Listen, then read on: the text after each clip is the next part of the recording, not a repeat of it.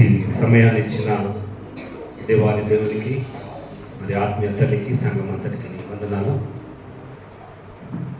వేలాది వెండి బంగారు నాణ్యముల విస్తార ధన నిధి కన్నా, వేలాది వెండి బంగారు నాణ్యముల విస్తార ధన నిధి కన్నా, నీ ధర్మశాస్త్రమే ఎంతో విలువైన నిధి ప్రభువా, నీ ఆజ్ఞలను బట్టి ఆనందింతు ప్రభు, నీ వాక్యమే శ్రమ కొలిమిలో నన్ను బ్రతికించుచున్నది.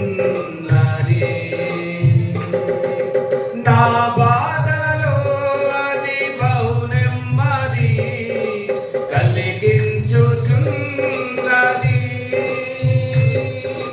నా బాధలో అది బహు నెమ్మది కలిగించుచున్నది. ప్రభు నీ వాక్యమే శ్రమ కొలిమిలో నన్ను బ్రతికించుచున్నది.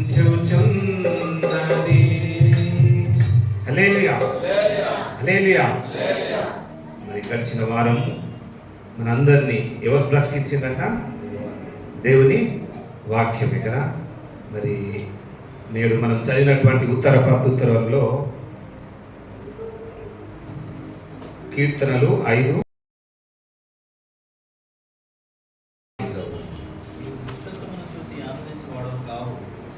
చూడండి. ఏంటది? నీవు దుష్టత్వమును చూచి ఆనందించు దేవుడవు కావు, చెడుతనమునకు నీ యొద్ద చోటు లేదు. మనమందరం ఎలాంటి వారు? ఎలాంటి వారు? మంచివారు కదా. నీతిమంతులమా మనం? ఎవరమ్మా నీతిమంతులు? చేయలేరు.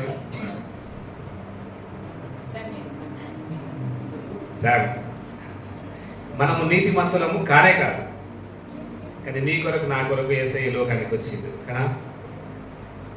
గడిచిన వారం అంతయు మనము ఆయన రెక్కల నీడలో కాచబడి మరి ఒకసారి సంఘంలోకి మనమందరం ఏక శరీరులమై దేవుణ్ణి ఆనందపరచడానికి వచ్చినాం కదా. మరి ఎవ్వరి ముఖంలో నవ్వులేదండి. హల్లెలూయా. మరి ఎవ్వరి సమయానికి రాలేదేంటి? దీనికి లేదు కదా. హల్లెలూయా. సమయానికి రావాలి. హల్లెలూయా. అక్కడ లేట్ అవుతుందని మన హృదయంలో ఉన్నప్పుడు ఆటోమేటిక్ మనం వస్తాం కదా. యవనస్తులు, తల్లిదండ్రులు అందరూ ఈ వాక్యం చేత మీ యొక్క హృదయంలో దేవుని కార్యాలు జరగాలి. జరిగితేనే మీరు సాక్ష్యాలు ఇస్తారు. మరి చూస్తున్నాం, లాస్ట్ వీక్ చూసినాం, ఈ వీక్ చూసినాం, సాక్ష్యం ఎవరైనా వస్తారా? ఎందుకు మీ జీవితాలలో మార్పులు లేవా? ఎందుకు మీ జీవితాలలో గడిచిన వారం నుంచి ఈ వారం దాకా కాపాడలేదు దేవుడు? మరి సాక్ష్యం కాదా? మీరు పోతున్నటువంటి దారులలో, మీరు వస్తున్నటువంటి మార్గంలో, మీరు మేస్త్రులు చేస్తున్నటువంటి పనులలో బిల్డింగ్ ఎక్కుతారు కదా. మరి ఆ సహోదరుడు సజీవ లెక్కలో పనికి పోయింది కదా. మరి మీరు సాక్ష్యం ఇయ్యరా? సాక్ష్యం ఇచ్చటం వల్ల ఏమైందంటే ఇతరులకు అదే సువార్త. ఇదంతా బైబిల్ చెప్పుకోవడం కంటే ఒక్క నీతిమంతుని యొక్క సాక్ష్యము 10 మందిని బాగుపరుస్తుంది. అవునా కదా. హల్లెలూయా. ఒడిస్సా ప్రాంతంలో ఆ పాస్టర్ సేవ చేస్తున్నప్పుడు, ఆ పాస్టర్ సువార్త ప్రకటిస్తున్నప్పుడు మళ్ళా వచ్చింది. ఎవరు వచ్చింది? వాళ్ళే వచ్చి ఏం చేసిండ్రు? ఆవు పేడని తీసుకొని నోట్లో కుక్కుతున్నప్పుడు ఆయన ఏం చేయాలా? తప్పించుకోవాలా? తప్పించుకోలేదు. 10 మంది వచ్చి వాళ్ళని అట్లెందుకు చేస్తున్నావు, పాస్టర్ని హింస పెడుతున్నారు ఎందుకు, ఆయన కొడుతున్నారు ఎందుకు, ఆయనకు చెప్పుల దండలు వేసి ఊరేగించారు. అయినా పాస్టర్ ఏమనలేదు. ఆయన ఏం చేసి కేసు కూడా పెట్టలేదు. నాకంటే ముందు హింసించబడేవారు ముందే హింస నొందేరు, ముందే శిలువ మరణం నొందేరు, ముందే నీ కొరకు నా కొరకు మన పాపముల కొరకు ఆయన శిలువ మరణం నొందేరు. హల్లెలూయా. అలాంటి దేవుడు మమ్మల్ని క్షమించాడు, నేను మిమ్మల్ని క్షమిస్తున్నాను అని అన్నాడు. కనీసం ఆ మాట విన్నందుకు ఒక్క హృదయం మనం బాగుపడదా? ఒక్క సాక్షి జీవితంలో ఒక్క వ్యక్తి నన్ను లేపబడదా? అది కావాలి. హల్లెలూయా. మీరు మాట్లాడుతున్న ప్రతి మాటలో ఇతరులకు నెమ్మది రావాలి, ఇతరులకు విశ్వాసం రావాలి, ఇతరులను దేవుని మార్గంలో నడిపించబడాలి. హల్లెలూయా. గ్రామ్ స్ట్రెయిన్ గారి గురించి పోయిన వారం ఆయన చనిపోయి, ఆయన హతసాక్షి అయిపోయి 20 సంవత్సరాల సుమారు, ఆయన చనిపోయి సుమారు 20 సంవత్సరాలు హతసాక్షి. ఆయనకు అబ్దుల్ కలాం ఏం చేసిందంటే వాళ్ళ మిస్సెస్ని ఇంటికి రాజ్భవన్కి పిలిపించి ఒక అవార్డు ఇచ్చింది. ఎందుకు ఇచ్చుండొచ్చు?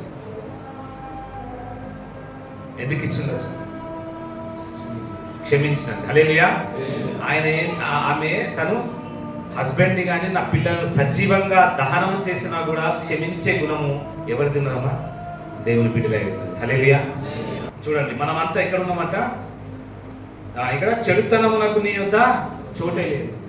అంటే మనం ఈ దరిదాపులో ఉన్న వ్యక్తులు మనం ఎక్కడైనా చెడుతనం కలిగినటువంటి ఏదైనా మనము వాడం కదా? వాడతామమ్మా? సిగరెట్ తాగుతామా? మందు తాగుతామా? చెడ్డ మాటలు మాట్లాడతామా? ఇది ఏది?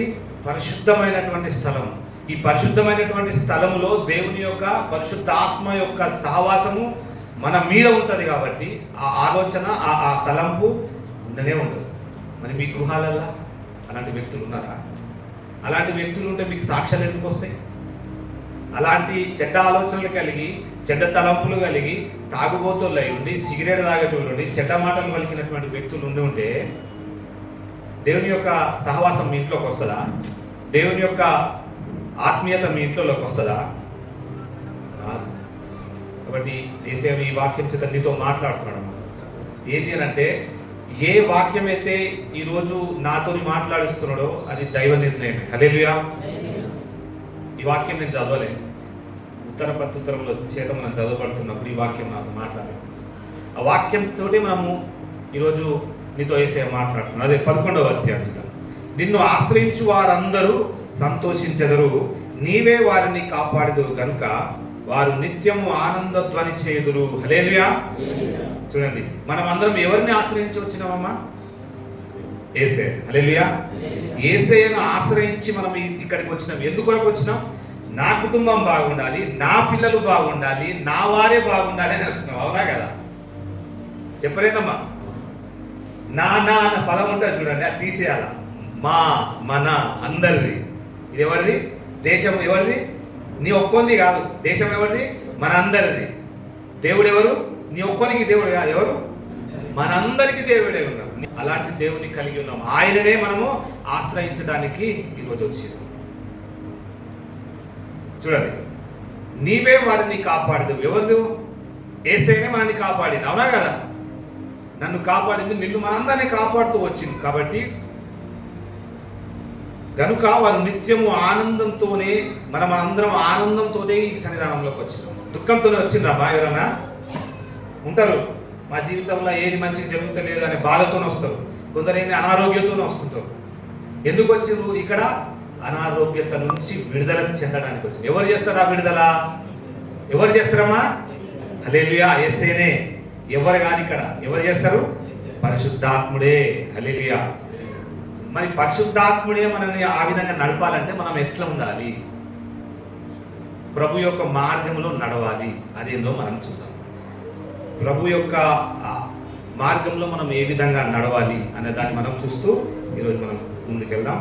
బైబిల్ వాక్యంలో నుండి యోహాను సువార్త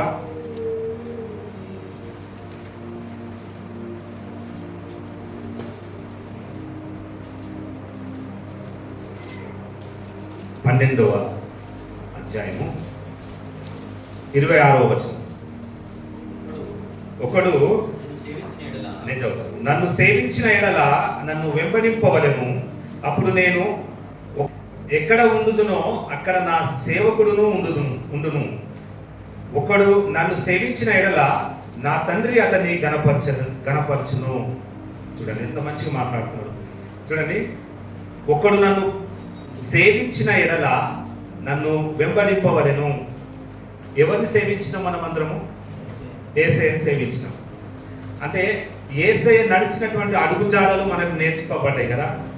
ఏది ఆయన జీవించినటువంటి కాలం అంతా మనం చూసుకున్నట్లయితే ఎప్పుడన్నా ఆయన తప్పిదం చేసిందా? ఎప్పుడన్నా ఆయన పాపంలో పడ్డా? ఎప్పుడన్నా ఆయన నోటి వాక్యం చేత అబద్ధపు మాటలు వచ్చినాయా? రాలే కదా. ఎప్పుడన్నా ఆయన ఆలోచనలో చెడ్డ తలంపులు వచ్చింటాయా? రాలే కదా. మరి ఆ విధంగా మనని నడుపుకోమంటున్నాడు, ఆ విధంగా మన జీవితాన్ని నడిపించుకోమంటున్నాడు, ఆ విధంగా నీ యొక్క జీవన శైలిని మార్చుకోమంటున్నాడు. హల్లెలూయా. ఇంకేమంటున్నాడు? ఎప్పుడు నేను ఎక్కడ ఉండునో అక్కడ నా సేవకుడును ఉండును. ఒకడు నన్ను సేవించిన ఎడల నా తండ్రి అతన్ని ఘనపరచును. నేను ఎందుకు ఘనపరచలేడు? నీ జీవితంలో ఎందుకు ఘనత నొందలేకపోతున్నావు? నీ జీవితంలో మార్పు లేదు అని ఇంకా నువ్వు సతమతం అవుతుంటే నీతో వేసే మాట్లాడు. నీ కుటుంబంలో ఎందుకు ఆ విధమైనటువంటి సమస్యలు వస్తున్నాయి? వివాహం ఏంది, ఉద్యోగం లేదు, వేసే నీతో మాట్లాడుతున్నాడు. బిజినెస్లో రావాలంటే ముందడుగు వేయాలి అంతే. ఉద్యోగం అందరికి రావాలన్నది లేదు. మన జీవితంలో ఒక మార్గం చూపెడుతున్నటువంటి దేవుడిని అంటిపెట్టుకుని ఉంటే ఎన్నో రకమైనటువంటి బిజినెస్ మనం చేయగలుగుతాం. ఆ విధంగా దేవుని యొక్క అడుగుజాడల్లో నువ్వు నడిస్తే నీకు ఘనత మహిమ ఇస్తానంటున్నాడు. హల్లెలూయా. నీ పిల్లల విషయంలో నువ్వు బాధపడుతుంటున్నావేమో, అమ్మాయిల విషయంలో కానీ అబ్బాయిల విషయంలో దేవుడు యేసయ్య నీతో మాట్లాడుతున్నాడు. నువ్వు యేసయ్య మార్గంలో, ఆయన వదిలేసినటువంటి ఆ మార్గంలో నువ్వు నడిచినట్లయితే నీకు ఘనత ఇస్తానంటున్నాడు. తండ్రి యొక్క అడుగుజాడల్లో నువ్వు నడిచినట్లయితే నీకు బలాన్ని ఇస్తానంటున్నాడు. హల్లెలూయా. అట్లి కృప మనందరికీ దయచేయాలి కదా యేసయ్య. మరి అదే విధంగా మనం ఏ విధంగా ఆయన విధానాన్ని నేర్చుకోవాలి? మత్తయి సువార్తలో మనం చూడగలం. మత్తయి సువార్త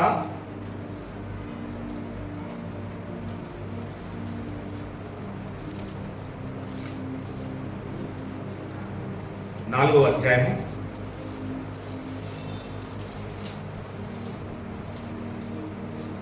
19వ వచనం. ఆయన నా వెంబడి రండి, నేను మిమ్మల్ని మనుషులు పట్టే జాలరుగా చేతునని వారితో చెప్పెను. వెంటనే వారు తన వలలు విడిచిపెట్టి ఆయనను వెంబడించిరి. ఎప్పుడైనా దేవుని కొరకు ఏదైనా వదిలేసిందమ్మా మీరు? ఎప్పుడైనా దేవుని కొరకు ఇది మనకు వద్దు, మనం దేవుని కొరకే పోవాలి అని ఆలోచన కలిగి ఉన్నారా? చెప్పలేదు. నీతోనే మాట్లాడుతున్నావు. ఒకవేళ ఆ విధంగా లేకపోతే యేసయ్య నీతోనే మాట్లాడుతున్నావు. వదిలిపెట్టు అని అంటే పేతురుని ఆ జాలరి చేపలన్నీ వదిలేసేయి, అక్కడ ఉన్న అన్ని వదిలేసేయి అంటే పేతురు వెళ్ళిండా? మరి నీ విశ్వాసం ఎట్లున్నది? నీతో యేసయ్య అంటున్నాడు, నువ్వు ఒకవేళ ఇది మనకు సంబంధం లేదు అని నీ ఇంట్లో అనిపిస్తే అది పక్కకు పడేసి యేసయ్యని ఫాలో కావాలంటే యేసయ్యతోటే వెళ్ళిపోవాలి. మంగళవారం ప్రార్థన అవుతుంది, శుక్రవారం ప్రార్థన అవుతుంది అంటే ఎన్నోసార్లు చెప్పిన మన ఉమెన్స్, మన అమ్మలు మరి ఇంట్లో ఏం చేస్తారో మనకు తెలియదు, కానీ మంగళవారం శుక్రవారం కంపల్సరిగా అది మీరు మార్చుకోండి. ఎందుకనంటే మార్చుకోవడం ద్వారా మీరు దేవుని వెంబడించబడిన వారైతారు. వెంబడించినప్పుడు నువ్వు దేవుని యందు బలపరచబడినట్లయితే నీ కుటుంబం అడుగు వాటికంటే, ఊహించుకొని వాటికంటే గొప్ప మేళ్ల చేత సంతృప్తి పరిచే దేవుడు మనందరికీ కలిగి ఉన్నాడు. ఏం చేస్తాము మనము ఇంట్లలో? ఒకవేళ ఇంట్లలో కూర్చొని ఏం చేయకుండా అందరు కలిసి ప్రార్థన చేసినా దేవుని యొక్క దీవెనలు ఉంటాయి. అదేదో సంఘము దేవుడు ఏర్పరచుకున్నటువంటి శరీరం కాబట్టి మీరందరూ అక్కడ ప్రార్థన చేస్తే ఆయన బలమైన కార్యములు మీ బిడ్డలకు, మీ యొక్క రక్త సంబంధికులకు జరుగుతాయి. అవునా? జరిగాయా? జరుగుతామన్నలో హల్లెలూయా చెప్తాం. హల్లెలూయా. ఎందుకు అందరు సీరియస్గా చూస్తున్నారు? ఎందుకో మరి వాక్యం మీతోనే మాట్లాడుతున్నది. సీరియస్గా చూడకండి. ఈ వాక్యాలు కొన్నిసార్లు ఏమైతాయంటే మనకు సూటిగానే మాట్లాడుతుంది. ఏందన్న నువ్వు నాకు చెప్పేది ఏందన్న? నేను ఎవరిని కాదు, నేను అస్సలకి ఎవరిని కాదు, నేను యోగ్యుడను కూడా కాదు. ఎందుకు అనంటే నేను ఒక అబద్ధం ఆడినా మా స్కూల్లో. మా ప్రిన్సిపల్ కూర్చోబెట్టి మా డాడీ మా పేరెంట్స్ వచ్చినప్పుడు నువ్వు చర్చికి పోతావు కదా అన్నాడు. నేను చర్చికే పోను సార్ అన్నా. నేను చర్చికి పోను, ఏం పోతావు అని ఆడ పడేసిపోయినా అనుకుంటా. అదే రోజు మాట పట్టుకున్నట్టున్నాను.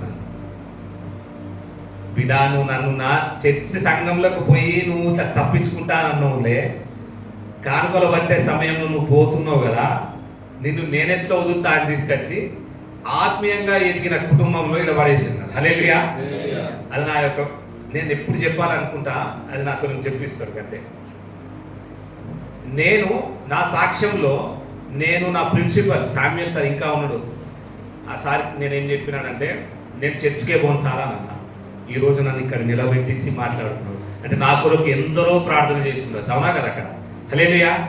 నేను ఇప్పటికీ మీతో అంటున్నాను ఈ వాక్యం చేత, నువ్వు పేతురు ఏ విధంగా అయితే దేవుని యొక్క మాటలన్నీ గ్రహించి వెళ్ళి ఉన్నాడో దేవునితో పాటు, నువ్వు కూడా మంగళవారం శుక్రవారం మీ ఆయనతో ఫైటింగ్ అన్న చేయి, మీ పిల్లలతోటి ఉపవాసం అన్న ఉంచు. స్కూల్కి వెళ్ళి రాగానే మీరైతే ఖచ్చితంగా ప్రార్థనలో కూర్చుంటేనే మీ యొక్క దీవెనలమ్మ. ఎందుకు మీ జీవితంలో సాక్ష్యం జరుగుతలేవు, సాక్ష్యం లేవు అని అంటే అది మీరు ప్రశ్నించుకోవాలి. ఒకవేళ ఆ విధంగా సంఘంలోకి వచ్చి ప్రార్థన చేసిన బిడ్డల యొక్క జీవితం నేను చెప్తే మీరు మళ్ళీ వాళ్ళ గురించి మీరు మనసులో అనుకుంటారు. చాలా విధంగా వాళ్ళు మంచి జాబుల్లో ఉన్నారు. వాళ్ళని దేవుడు ఒక సంఘంలో ఆయా ప్రాంతంలో నిలబెట్టి వాళ్ళను దేవుడు కాపాడుతూ వచ్చినాడు. అవునా కదా?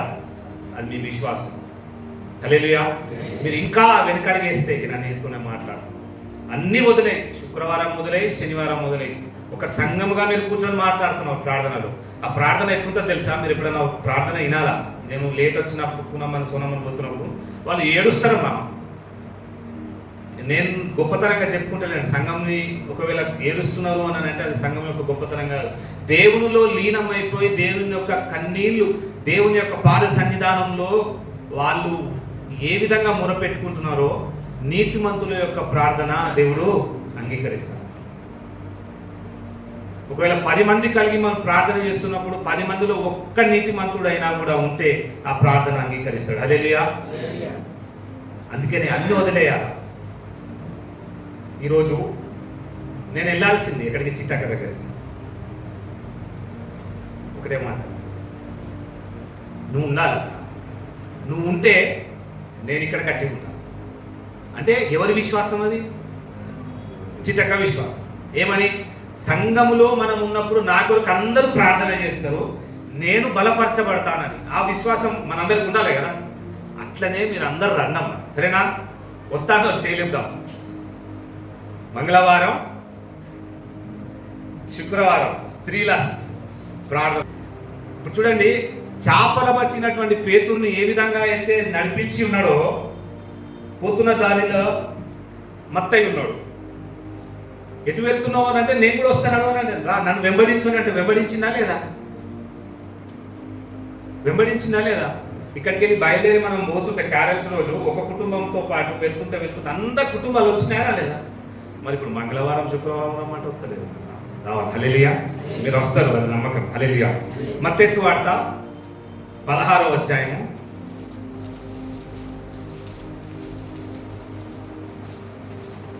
24వ వచనం. అప్పుడు యేసు తన శిష్యులను చూచి, ఎవడైనను నన్ను వెంబడింపకోరిన ఎడల తన్ను తాను ఉపేక్షించుకొని తన సిలువనెత్తుకొని నన్ను వెంబడింపవలెను. తన్ను తాను ఉపేక్షించుకోవాలి. ఉపేక్షించుకోవడం అంటే తగ్గించుకోవాలి. నీ ఈగో ఏమన్నా ఉంటే పక్కకు పడేయాలి. నీ ఇక్కడ పనిపాటలు ఏమన్నా ఉంటే పక్కకు పడేయాలి. ఏమని అంటున్నాడా? అప్పుడు యేసు తన శిష్యులను చూచి, ఎవడైనాను నన్ను వెంబడింపగోరిన ఎడల ఏంటంట? తన్ను తాను ఉపేక్షించుకొని తన సిలువను వెంబడించవలెను. ఇంకా అన్న నువ్వు చెప్తావన్నా, వెళ్ళిపోతున్నావు, ఇటు వెళ్తున్నావు, మా పరిస్థితి ఆడ 4 గంటలు 3 గంటలు మేము ఎడ కూర్చోవాలన్నా అంటే నీతో యేసయ్య గట్టిగా మాట్లాడుతున్నాడు. సిలువను వెంబడిస్తే నీ కొరకు ఆయన సిలువలో ఎంత రక్తం కార్చుంటాడు. నీ కొరకు ఆయన సిలువ పైన ఎన్ని గంటలు శ్రమనుంది, చివరి రక్తము బొట్టును నీ కొరకు దారపోసిందే. ఎందుకొరకు? నీవు అగ్ని ఆరదు పురుగు చావుని మంటలో పడడానికి నువ్వు యోగ్యుడమైనప్పుడు ఆయన వాటినన్నిటినీ భుజం మీద వేసుకొని నీ కొరకు సిలువ మరణము నొందితే నువ్వు సిలువను వెంబడింపవా? నీ పాపములను అన్నిటినీ ఉపేక్షించుకొని దేవుని ఫాలో కావా? దేవుని వెంబడింపవా? వెంబడించాలి. ఒకవేళ వెంబడించకపోతే నీవు కాలక్రమీపంలో దేవుని యొక్క ఉగ్రత రూపాన్ని నువ్వు చూడగలుగుతావు. యేసయ్య మనందరితో మాట్లాడుతున్నాడు. వెళ్తుండగానే మనం ఏ విధంగా అయితే ఇల్లు చదువుకోవాలో, చక్కబరుచుకోవాలో, ఈ వాక్యము వినుచుండగా నీ జీవితంలో అన్నిటినీ, మనకు ఉన్నటువంటి పాప శాపములను అన్నింటినీ విడిచిపెట్టి దేవుని యొక్క ఆజ్ఞలను వహిస్తూ, యేసయ్య ఇప్పటి నుంచి నా కొన్ని ఏదైతే నేను వ్యతిరేకంగా ఉండి ఉన్నాయో, తలంపులు వ్యతిరేకంగా ఉండి ఉన్నాయో అన్నిటినీ నీ పాద సన్నిధానంలో అడుగుతున్నానని బతిమాలి ఆయనను గోజార్చు. ఒకవేళ నువ్వు అడిగితే యేసయ్య నీకు మంచి మార్గాన్ని ఇస్తాను. నీ కుటుంబం బాగుపడుతుంది, నీ సంఘం బాగుపడుతుంది. ఒకవేళ రాజంకు రాలేరు ఇక్కడ, ఆయనకు బాగలేకపోతే ఎవరెవరు వెళ్ళిందమ్మా? అందరు వెళ్ళిర్రా? ఎందుకు వెళ్తాం మనం? సంఘము ఒక శరీరం, మనలో ఉన్న ఒక అవయవము బాధలో ఉంటే మనం వెళ్తామా వెళ్ళమా? చూడడానికి వెళ్తామా వెళ్ళమమ్మా? అదే అంటున్నాడు. ఒకవేళ నువ్వు నశించినట్లయితే సంఘం అంతటికి బాధ. ఒకవేళ నువ్వు దేవునిలో లోకపోతే, ఈ లోకపు ఇచ్చలకు నువ్వు లోనైతే ఎవరికి బాధ? సంఘం అంతటికి బాధ. నీతో మాట్లాడుతున్నాడు ఈ వాక్యం చేత. ఎవరిని ఫస్ట్ మనము ఆ తండ్రి వదిలినటువంటి ఆజ్ఞలను మనం గైకొనాలి. ఆ తండ్రి చూపెడుతున్నటువంటి మార్గాన్ని మనం ఫాలో కావాలి. అదేవిధంగా ఆయన మన కొరకు సిలువలో చిందించినటువంటి రక్తము, యేసయ్య సిలువను ధ్యానం చేస్తూ ఆయన ఒక మంచి మార్గంలో నడవాలని దేవుడు మీతో మాట్లాడుతున్నాడు. అదేవిధంగా కొరింథీయులకు రాసిన పత్రిక, 1 కొరింథీయులు, అపోస్తలుడైన పౌలు కొరింథీయులకు రాసిన 1 పత్రిక,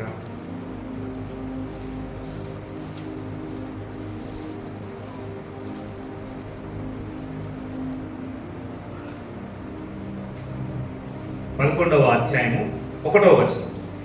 నేను క్రీస్తును పోలి నడుచుకొనుచున్న ప్రకారము మీరును ఏమన్నాడు? మీరును పోలి నడుచుకొనుడి. నేనంతా ఎందుకు నడుచుకోవాలా అనంటే, నిత్యమైన రాజ్యం కొరకు మనం నడుచుకోవాలి. ఎందుకు నడుచుకోవాలి? మనం అందరము ఒకవేళ ఈ లోకంలో ముగించుకున్న తర్వాత ఏ లోకంలో కలుస్తాం? మనం అందరం పరలోకంలో. అక్కడ టికెట్ ఉంటుందా? పరలోకంలో టికెట్ ఉంటుందా? ఇక్కడ మంచిగా పాటలు పాడినావు, వాక్యం చెప్పినావు, డాన్స్ చేసినావు, అన్నీ అయిపోయినాయి. కొన్నిసార్ల వాక్యాలు వారికి సూట్ కావు, అయినా వాక్యం పెట్టుకుంటారు. మంచి పోరాటము పోరాడితేనే ఇంకా నా పరువు తుదిని తీర్చితిని. ఇక్కడ ఉన్నప్పుడైతే నోటి నుంచి వస్తాయి, అన్ని మాటలు వస్తాయి. ఇక్కడ ఉన్నప్పుడు ఆశ అవన్నీ వాళ్ళ పేర్ల మీద పోలీస్ స్టేషన్లు ఉంటాయి, వాళ్ళ పేర్ల మీద అక్కడ ఉంటాయి. మరి అట్లాంటి వాళ్ళకు ఒకవేళ నువ్వు అట్లాంటి పరిస్థితిలో ఉన్నట్లయితే నీకాడ హెవెన్ గేట్ ఓపెన్ అయితే మస్తు వెల్కమ్ చేస్తాయి. ఏమి రా రా రండి రండి అని వెల్కమ్ చేస్తాయి. ఎవరు ఎదుగుతారు? లూసిఫర్గా అందుతారు. అన్ని రండి రండి రండి రండి రండి రందయో అక్కడ లోపల తీసుకపోతుంటే అవన్నీ. నేను అటు రాను, నేను సంఘంలో చాలా రోజులు ఉంటున్నా, నేను సంఘంలో పొద్దున వస్తా, సాయంత్రం దాకా ఉంటా. అంటే నీకు సినిమా అంతా చూపెడతాడు. ఇక్కడేమో ఇంటర్నెట్ అప్పుడప్పుడు బ్లాక్ అవుతుందేమో, కానీ ఆ ఇంటర్నెట్కి బ్లాకేజ్ ఉండదు. స్విచ్ ఒత్తితే ఆ సినిమా మొత్తం కనపడుతుంది. పుట్టింది మొదలుకొని చిన్నపిల్ల కాడికి వెళ్ళి, యవ్వనస్తున్న కాడికి వెళ్ళి, పెళ్ళైన కాడికి వెళ్ళి, వృద్ధాపంలో ఉన్న కాడికి వెళ్ళి, హాస్పిటల్లో పడ్డ కాడికి వెళ్ళి, సమాధికి పోయేదాకా నీ స్క్రీన్ అంతా కనపడుతుంది. ఆ ఏ స్క్రీన్లోనైనా నీ గ్రాఫ్ 90% ఒకవేళ ఉండి 10% ఇట్లా ఉంటే గిన ఎట్టిపోతుంది. ఎక్కడ కాదు. భయం అవుతుందా? ఇట్లా ఊహించుకుంటే భయం అవుతుందిగా.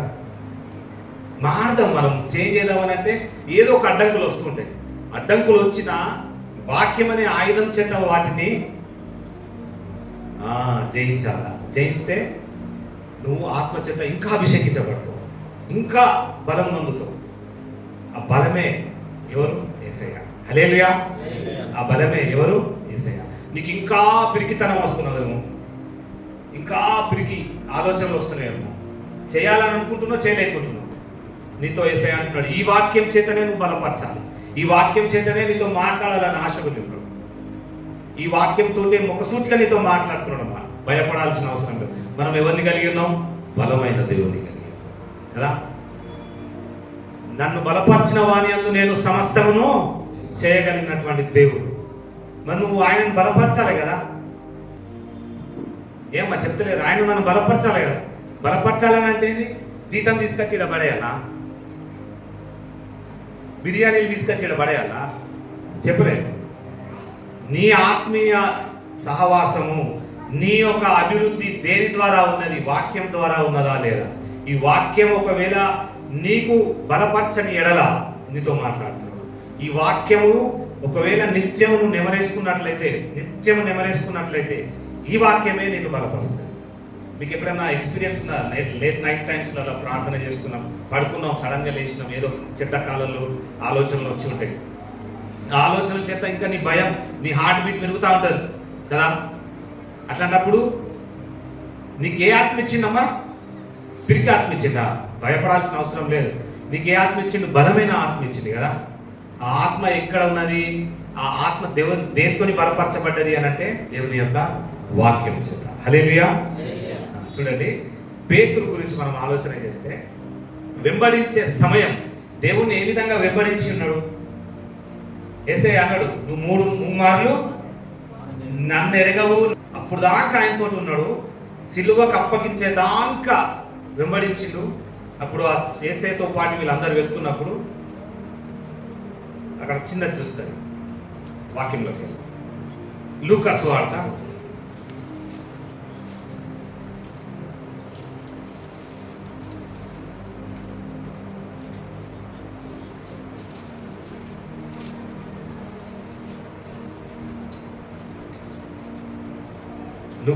22వ అధ్యాయము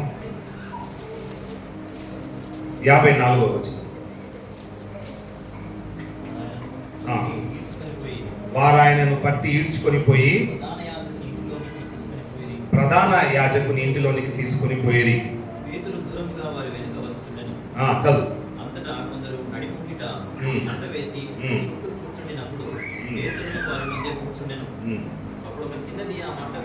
చూడండి, అప్పుడు ఒక చిన్నది ఆ మంట వెలుతురులో అతని కూర్చుండుట చూచి అతని తేరి చూచి వీడును అతనితో కూడా ఉండెనని చెప్పాను. వెంబడించాలి కదా. మన యేసుని వెంబడిస్తున్నప్పుడు సమస్యలు వస్తాయా? మరి పేతురు యేసయ్యను వెంబడిస్తూ వెళ్ళింది కదా. మరి పేతురుకి సమస్యలు వచ్చినాయా? వచ్చినాయి. ఎన్నో సమస్యలు వస్తాయి. సువార్థికుడికి ఎన్నో సమస్యలు వస్తాయి. దేవుని యొక్క వాక్యాన్ని అందించే వ్యక్తులకు ఎన్నో సమస్యలు వస్తాయి. అయినా ఆ నోట్ల ఆ ఆవు పేడ పెట్టినటువంటి పాస్టర్ గారు బైబిల్ వాక్యం పంచకుండా ఉన్నాడా? లేరు. జైల్లో పడేసినటువంటి ఎందరో పాస్టర్లు బయటకు వచ్చి సువార్త చేయకుండా ఉన్నారా? లేరు. దేవుని కొరకు కొన్ని కుటుంబాలు హతసాక్షిగా మారిన ఆ కుటుంబాలు దేవుని సువార్త ఆపకుండా ఉన్నాయా? లేరు. ఇంకా ఇంకా ఇంకా ఇంకా ఇంకా ఇంకా అది ఒక ఉప్పెనలా పొంగుతూనే ఉంటుంది. ఏదో ఒక రోజు ఎవరికో ఒకసారి అయితేనే ఉంటాయి. అవుతున్నా కూడా సమస్యలు కూడా వెళ్తున్నా కూడా దేవుని యొక్క బలమైన కార్యములు నీ పక్షాన నీతో పాటు చేయాలని ఆశపడుతుంది. వింటున్నారమ్మా మీరంతా? ఏదో ఒక పని మీతో చేయాలని దేవుడు ఎంతగానో ఆశపడి ఉన్నాడు. నీతోనే నేను స్టార్ట్ చేయాలని ఆశపడి ఉన్నాడు. చూడు, పేతురు ఏమని అంటాడు? నేను అతని ఎరగనే ఎరగనని అంటాడు. ఒక్కసారి నేను ఎరగనని అన్నాడు కదా. ఇంకోసారి ఏమని అంటాడు? అయ్యా నేను కానేనను అని అంటాడు. ఇంకొక ఆడ అని అంటాడు. చూద్దాం. ఓయ్ నీవు చెప్పినది నాకు తెలియదనను అని ఈ వాక్యంలో ఉంటుంది. కిందకి వెళ్తా ఉంటుంది. మూడు సార్ల దేవుణ్ణి కాదని అంటాడు. ఎన్ని సమస్యలు వచ్చినా నువ్వు దేవుని కాదు అనదు. నువ్వు ఆయన సజీవుడైనటువంటి దేవుని నువ్వు వెంబడిస్తుండగా ఎన్ని సమస్యలు వచ్చినా, నీ మార్గంలో ఇరుకులు వచ్చినా, నీ మార్గంలో ఎన్నో తుఫాన్లు కలిగినటువంటి శోధనలు వచ్చినా, కుటుంబంలో బాధలు వచ్చినా, సమస్యలు వచ్చినా, మనము ఆయననే వెంబడించాలి. చూడండి, ఆ 10 మంది కుష్ఠరోగులు, ఆ 10 మంది కుష్ఠరోగులు అక్కడ సంచరిస్తూ తిరుగుతూ ఉన్న దేని కొరకు? ఆయన తాకిడి కొరకు. ఆయన నన్ను తాకితే మేము స్వస్థత పడతామని ఆయనకు ఉన్నది విశ్వాసం. ఆయన వెళ్తూ యేసయ్యను చూసి చూడనట్టు వెళ్ళిపోయినా, చూసి చూడనట్టు వెళ్ళిపోయినా, వెళ్ళలే. పోయి వాళ్ళని టచ్ చేసినప్పుడు వాళ్ళది మంచి ఆరోగ్యము అట్లనే ఉన్నదా? మంచిగా అయిందా? మంచిగా అయింది కదా. మీరందరూ అదే నమ్మకంతో నీ సంఘంకి వచ్చింది కదా. మీ బాధలు పోవాలనే దేవుని దగ్గరికి వచ్చి ప్రార్థనలు చేస్తున్నారు కదా. మరి ఆ విశ్వాసం నీకు ఉండాలా? నీ ఒక్కళ్ళకి కాదు, నీ కుటుంబం అంతా ఉండాలి. హల్లెలూయా. ఇద్దరు గుడ్డోళ్ళు ఉన్నారు. ఆ గుడ్డోళ్ళకి యేసయ్య ఎవరో తెలియదు. చెవున పడ్డది ఆ మాట. ఈ మార్గం గుండా వెళ్తున్నాడు, ఆ మార్గం గుండా నేను ఆ తాకిడి కొరకు ఆ యొక్క చేతులు, ఆ చల్లనైనటువంటి చేతులు నా కళ్ళ మీద పడాలని ఒక మంచి నమ్మకం కలిగి ఉన్నాడు. విశ్వాసంతో ఆయన లోపల అంతరంగికంగా ఎంత దేవుని కొరకు ఎంత ప్రార్థన చేసి ఉండొచ్చో కదా. ఆ ప్రార్థనల చేత దేవుడు ఆయన వింటూ ఆ మార్గంలో వెళ్తున్నప్పుడు ఆయన తాకి. ఆ గుడ్డివాడిగానే ఉన్నాడా? ఆయన కన్ను మంచిపోయాయి. అదే మన గుడ్డితనం ఇంకా నీలో ఉంటే యేసయ్య నీతోనే మాట్లాడుతున్నాడు. ఇంకా ఏమైనా నువ్వు ఇతరులకు చెప్పుకోకుండా, నేను కొన్ని విషయాలు చెప్తే 10 మంది ఏమని అనుకుంటారేమో, ఇలాంటి సాక్ష్యం ఇస్తే 10 మంది ఏమనుకుంటారేమో అన్నట్లయితే ఏం అవసరం లేదు. నీ ఇంట్లోనే ఒంటరి గదిలో కూర్చొని యేసయ్యకు మొరపెట్టుకో, ముఖాల ప్రార్థన చేయి. అప్పుడు ఆయన నీ విశ్వాసం పరీక్షిస్తలేడు, నీ విశ్వాసాన్ని బలపరచాలని ఆశపడుతున్నాడు. హల్లెలూయా. చూడండి, అదే విధంగా మనము సంఖ్యాకాండంలో చూడవచ్చు ఏ విధంగా మనము వెంబడించే సమయాన్ని పాటించాలో చూద్దాం. సంఖ్యాకాండము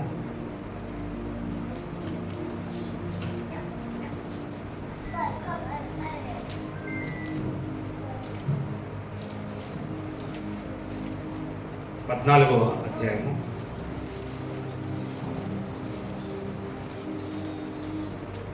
24వ వచనం. నా సేవకుడైన కాలేబు మంచి మనసు కలిగి పూర్ణ మనసుతో నన్ను అనుసరించిన హేతువు చేత అతడు పోయిన దేశంలో అతని ప్రవేశపెట్టెదను. మీరంతా ఇక్కడ లేనమ్మా, చెప్పరే? ఇక్కడ కాదు చేయలే పని. మేము ఈ ప్రాంతంలో కాదు, ఇంక్లూడింగ్ నేను చేయలేపుతున్నాను. నేను ఈ ప్రాంతంలోని కాదు. మీరు సురేష్ మేస్త్రి ఇక్కడ వాడేనా? చేయలేపుతున్నాడు. రైట్. చూడండి, ఇక్కడ ఉన్న వ్యక్తుల 70% మనం ఇక్కడ వాళ్ళకి కాదు. ఇక్కడికి వచ్చినాయి కదా. కాలేబుకి ఎంత మంచి మనసు ఇచ్చి ఆయనను దేవుణ్ణి అనుసరించిన విధానాన్ని బట్టి నువ్వు ఎక్కడ వెళ్తావో, ఏ దేశం వెళ్తావో ఆ దేశంలో నీకు ఇస్తానంట. ఆశీర్వాదం ఇచ్చింది, ఈవులను ఇచ్చింది, ఎన్నో ఇచ్చింది. అదేవిధంగా మనం ఇక్కడికి వచ్చినప్పుడు మనకు ఉండడానికి ఇల్లు ఇచ్చిందా లేదా? మనకు ఉండడానికి మంచి గృహాలని కట్టడానికి స్థలాలు ఇచ్చిందా లేదా? ఏం సురేష్ మేస్త్రి ఎన్నో బిల్డింగ్లు కట్టిండు. సురేష్ మేస్త్రి, చిన్నా మేస్త్రి, రవి మేస్త్రి, సురేష్ మేస్త్రి, హరిబాబు, గిరిబాబు అందరు కట్టింది ఇక్కడ. అవన్నీ ఈవులు కావంటారా మీరు? అవన్నీ ఈవులే కదమ్మా. మీరు వెళ్ళు ప్రతి స్థలములో మీకు కావాల్సిన అన్ని ఈవులను ఇస్తానంట. కాలేబుకు ఇచ్చిన దేవుడు మనందరికి ఇచ్చిందా లేదా? ఇచ్చిండు కాబట్టి ఆయన కొరకే మనం అందరము ఈరోజు ఆనందంగా ఆరాధిస్తున్నాం. ఇంకా గొనుగుతూ ఆరాధిస్తున్నారమ్మా మీరు? కాదు కదా. మనం సంతోషంగా ఆయనను ఆరాధిస్తున్నాం. సంతోషంగా ఆరాధించే వారందరం హల్లెలూయా చెప్తాం. హల్లెలూయా.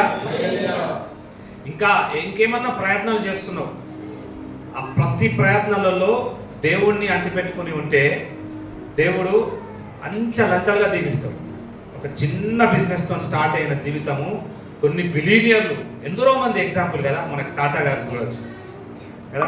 మీకు తెలియదు, బెంగళూరులో బయోకాన్ కంపెనీలో కిరణ్ మజుందర్ షా అనే బయోటెక్నాలజీకి సంబంధించిన షీజ్ అనే యంగ్ లేడీ. అప్పట్లో మేము గ్రాడ్యుయేషన్ చేసేటప్పుడు మా టీచర్ మాకు చెప్పేది, కిరణ్ మజుందర్ షా గారు కొన్నే పైసలతో బిజినెస్ స్టార్ట్ చేసి ఇప్పుడు బెంగళూరులో బయోకాన్ కంపెనీ తెలియని వారు లేరు. అంటే చిన్న స్టార్టప్ మనం ఏదైతే పెడతామో దేవుని యందు నమ్మకం ఉంచి ఆయన చేత మనం మొదలు పెట్టినట్లయితే ఏది త్రోసివేసే దేవుడు కాదు. అంచలంచలుగా దీవిస్తాడు. ముందు నీ మనసు, ముందు నీ ఆత్మీయత, ముందు నీ విశ్వాసము, ముందు నీతిగా బ్రతకాలి. దాని తర్వాత దేవుని యందు మనం ప్రాకులాడితే అవన్నీ మనందరికి ఇస్తానంటున్నాడు. మీకు అందరికి కావాలంటే చేయలేకపోయి హల్లెలూయా చెప్తాం. హల్లెలూయా, హల్లెలూయా, హల్లెలూయా. చేయి లేపుతలేరు, ఇంకా యంగ్ పిల్లలు కూడా లేపుతారు. హల్లెలూయా, అందరు లేపాడు. హల్లెలూయా. చేయి లేపడానికి బద్ధకమా? లేకపోతే చెయ్యి ఇటే పడిపోతుంది. పైసలు తీసుకోవాలంటే ఎట్లా తీసుకుంటావు? ఇది ఇట్లటవా? కాదు కదా. అది హల్లెలూయా. మన అందరితో ఏమని అంటున్నానంటే మనం ఎట్లా ఏ విధంగా దేవుని ఫాలో కావాలి. ఫస్ట్ ఏంది? తండ్రి అడుగుజాడలో నడవాలి. సెకండ్ ఏంది?